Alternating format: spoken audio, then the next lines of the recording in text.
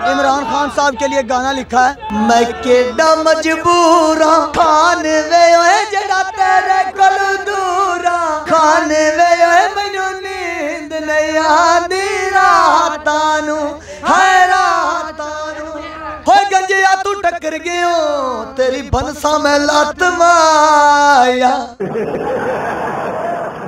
बांस दा सोटा है गंजिया तू क्यों रोना है पूरा टब्बर लौटाए।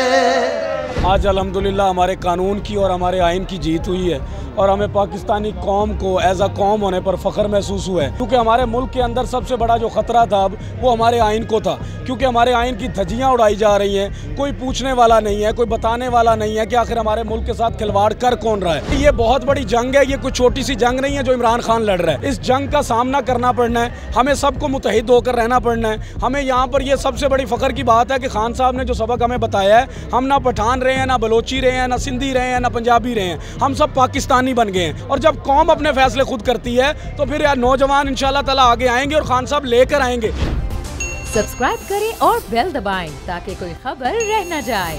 इमरान खान साहब के लिए गाना लिखा है, मैं केडा मजबूरा खान वे जड़ा तेरे कोल दूरा, खान वे मैनू नींद नहीं आंदी रातां नू, हाय रातां नू हो गंजिया तू टक्कर गयो तेरी बनसा मैं लत माया, बांस दा सोटा है गंजिया तू क्यों रोना है पूरा टब्बर लौटाए, मैं केडा मजबूरा। कहाँ से हैं? जिला पाकपतन तहसील आरिवाला चौधरी सलमान जी। हम तो तकरीबन 2 माह से ज़्यादा हो गए यहाँ पे मौजूद। हाँ जी, इधर आते हैं। चौधरी सलमान सफदर MP ढिल्लू जट, उनके साथ हम आए हुए हैं, तो हमारी ड्यूटी इधर है। क्या कहते हैं जी? आज अल्हम्दुलिल्लाह हमारे कानून की और हमारे आइन की जीत हुई है और हमें पाकिस्तानी कौम को एज अ कौम होने पर फ़ख्र महसूस हुआ है कि जस्टिस उमर बंदियाल साहब ने जिस तरीके से, जिस दीदा दलेरी से, जिस जुर्रत से उन्होंने वो ये फ़ैसला किया, ये कोई छोटा सा फ़ैसला नहीं है, ये तारीख़ रकम कर दी है।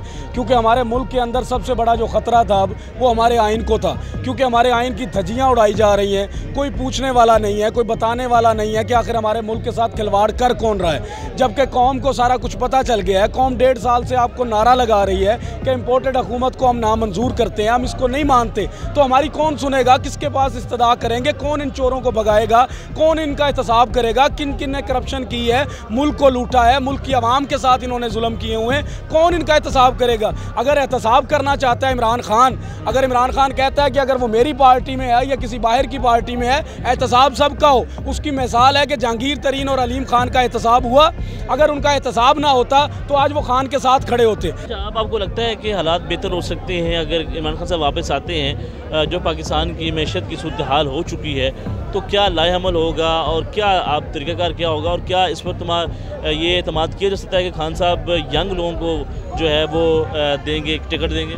सर देखिए, ये है हमारे मुर्शद का फ़ैसला कि मुर्शद टिकट किसको देगा, क्योंकि ये बहुत बड़ी जंग है, ये कोई छोटी सी जंग नहीं है जो इमरान खान लड़ रहा है। इस जंग का सामना करना पड़ना है, हमें सबको मुत्तहिद होकर रहना पड़ना है। हमें यहाँ पर यह सबसे बड़ी फ़ख्र की बात है कि खान साहब ने जो सबक हमें बताया है, हम ना पठान रहे हैं, ना बलोची रहे हैं, ना सिंधी रहे हैं, ना पंजाबी रहे हैं, हम सब पाकिस्तानी बन गए हैं। ये हजूम हुआ करता था और अब ये कौम बन गई है। और जब कौम अपने फैसले खुद करती है तो फिर यार नौजवान इंशाल्लाह ताला आगे आएंगे और खान साहब लेकर आएंगे। लेकिन अपनी कौम को भी नौजवानों के साथ खड़ा होना होगा, यह साबित करना होगा कि हम वडेरों की पराठों के दरवाजे खोलने वाले वर्कर नहीं है, हम नजरियाती वर्कर हैं और मुरीद है खान के। हम इसके नजरियात को लेकर आएंगे, इसकी सोच को लेकर आएंगे, इसके मकासद को लेकर आएंगे। एक बात मैं करूँगा, मखरूक मकसूद चपरासी से लेकर हमजा शहबाज तक, हमजा शहबाज से लेकर सलमान शहबाज तक, जिन्होंने इस मुल्क को लूटा, कौम के महरूम बनाया, महकूम बनाया, हमारी माओ बहनों बच्चियों को जलील और रुस्वा किया।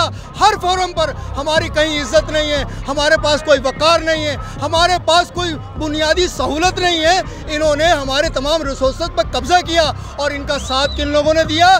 जिनको इनको रोकना था, जिन लोगों को इनका एहतसाब करना था, जिन लोगों को इनको कानून के कटहरे में लाके खड़ा करना था, और वो लोग इनके पीछे बैकअप बनकर खड़े रहे। ये इमरान खान को आप क्या समझते हैं? ये इमरान खान खुद खड़ा हो गया, ये शौकत खानम अस्पताल में जो गरीबों के कैंसर के लिए इसने एक इदारा बनाया, अल्लाह ने इसकी खिदमत को कबूल किया। घर के हालात कैसे हैं, गुजारा कैसे हो रहा है? दर्द दिल की दास्तां कैसे सुनाऊँ आपको कि उम्मत इस वक्त किस हाल में। ए खासा ने रसूल वक्त दुआ है, उम्मत पे तेरी आज नहीं हो रहा, बड़ा बहुत मुश्किल है। ये तो उस मालिक ने वादा किया है रोटी, कपड़ा, मकान और बुनियादी सहूलतों का, वरना हमें भूख से मारने में इन्होंने कोई कसर नहीं छोड़ी। एक आदमी के मुखलिस होने के लिए यही काफ़ी होता है कि सारी दुनिया के लोग उसके खिलाफ हों, पाकिस्तान के तमाम इदारे उसके खिलाफ हों, तमाम नज़र आने वाले चीज़ें उसके खिलाफ हों, उसके पास दुनिया की तमाम रिसोर्सेज हों, लेकिन वो अपने कौम के लिए सिर सीना सपर है, सारी दुनिया के सामने खड़ा है। तो नज़र आ रहा है सामने लिखा हुआ है जुल्म मिटने के लिए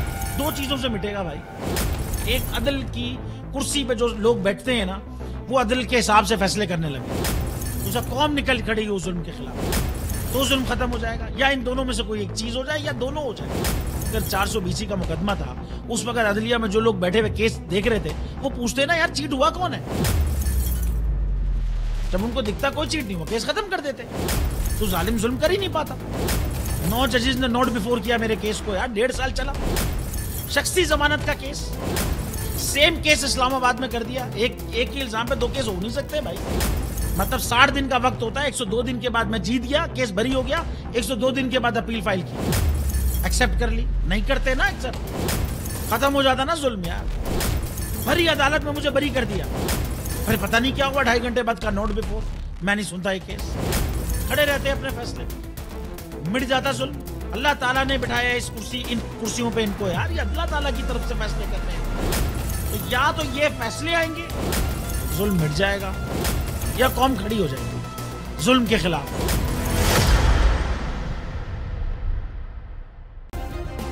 सब्सक्राइब करें और बेल दबाएं ताकि कोई खबर रह न जाए।